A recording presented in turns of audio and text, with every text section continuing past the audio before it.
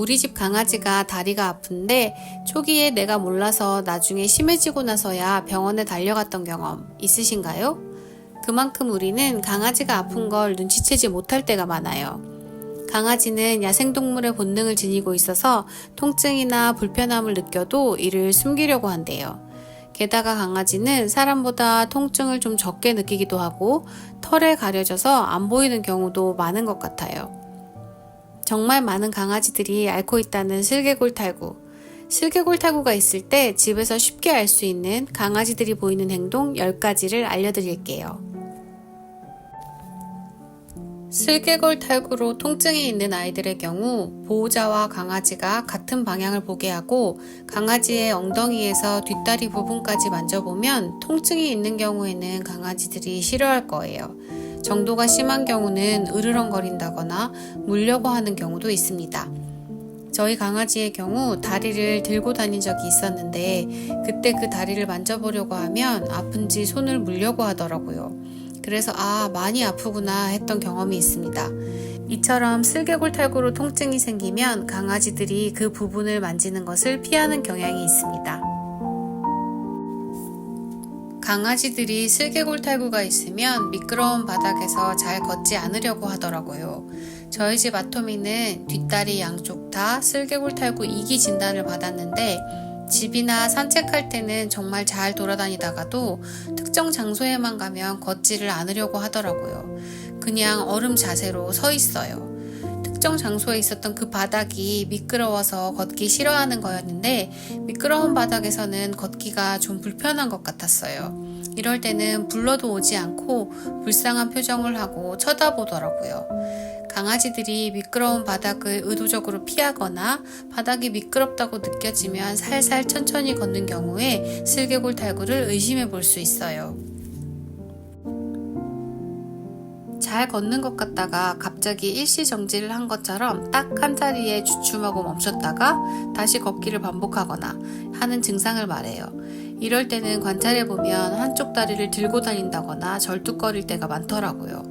아토미가 예전에 소파에서 뛰어내리고 나서 그 자리에 딱 멈춰 섰는데 그리고는 다리를 들고 다녔었어요. 염좌, 즉 다리를 삐었을 때도 비슷한 증상이 나타나는 것 같아요.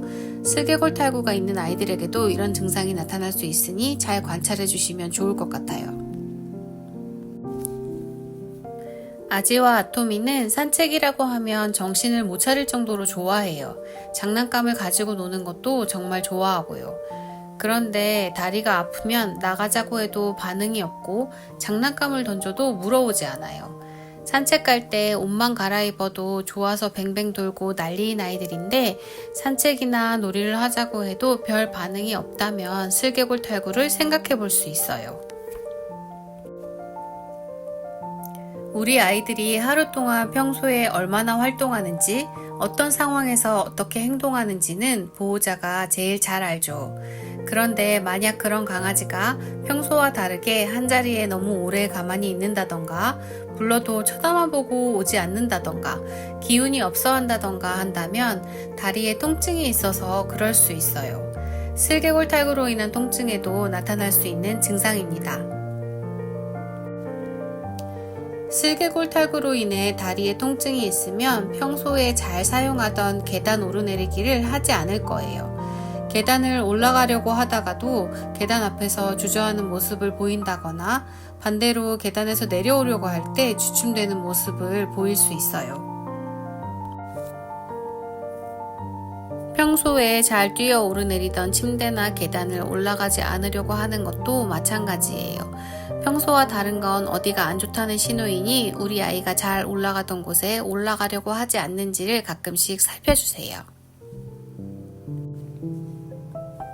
슬개골탈구가 있는 강아지들은 슬개골을 제자리로 돌리기 위해서 다리를 톡톡 턴다거나 관절이 움직일 때마다 딱딱 소리가 난다거나 한쪽 다리의 특정 부위를 자주 핥는다거나 하는 행동들을 할 수 있어요.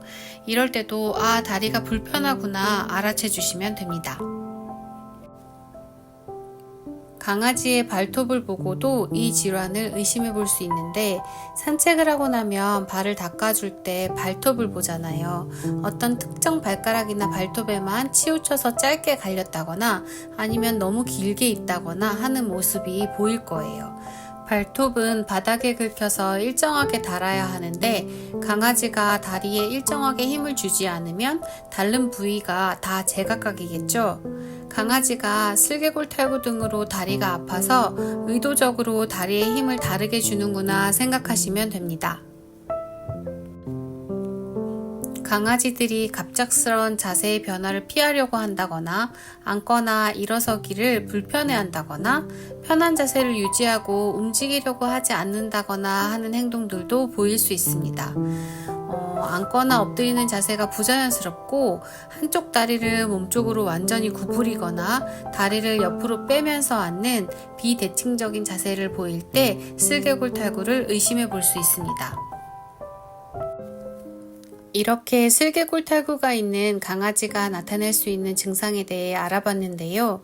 우리 집 반려견이 이 중에서 몇 가지에 해당하는지 생각해보고 해당하는 개수가 많거나 점점 많아진다면 병원에서 제대로 진단을 받고 치료를 하는 게 좋다고 생각합니다.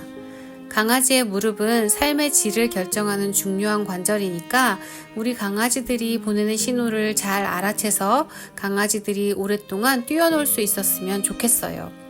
아지와 아토미는 이제 10살이라 아픈 데가 점점 많아지는데 그 이야기는 다음에 들려드릴게요. 시청해주셔서 감사합니다.